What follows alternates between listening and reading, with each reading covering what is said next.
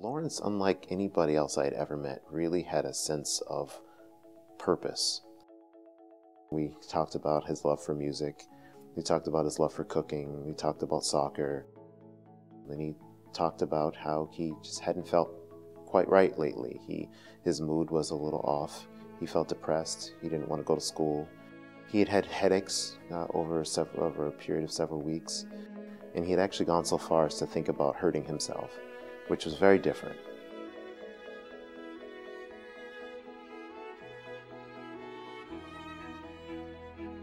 We ordered an MRI, and an MRI showed us what we feared, which is that it didn't look like an infection or an area of inflammation. It really looked like a tumor. It's in a very eloquent area of brain, and so if we took that out, he would likely have very devastating neurologic consequences. Glioblastoma multiforme is one of the most aggressive tumor types known to man. It's a tumor type that does not have good treatments. Survival is only improved a very small amount.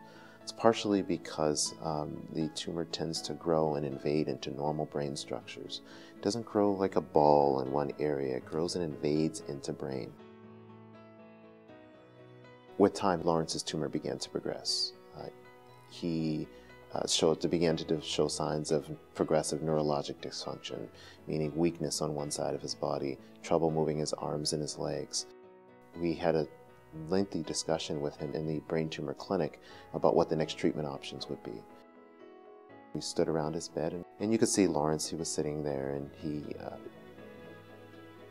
wouldn't look up initially. He stared at the ground, almost as though he was still thinking about exactly what he wanted to do. But eventually he looked up at us and he said, "No, I don't want any more treatment. I don't want any more therapy." And then he showed us the note, and the pre-prepared note, and his mom began to explain to us that he decided that he didn't want any more therapy. He didn't want any more treatment. He just wanted to be useful. He wanted to be useful in a way that made sense to him. And that's when he showed the note, which was basically a permission slip, handwritten by him, about how we could use his brain for research and help come up with new therapies. And that was his way of giving back and helping other people.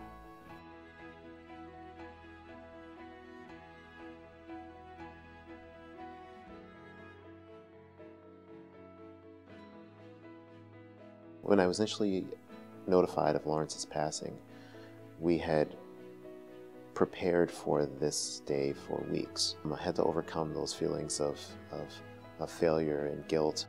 Laurence gave his brain as a way of helping other people with the diagnosis for years to come. I think he understood that if we just understand the process, and then we can come up with better treatments, and maybe nobody else will have to suffer through what he suffered through.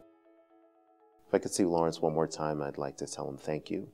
I'd like to tell him that I and all of the clinic and everyone who treated him miss him.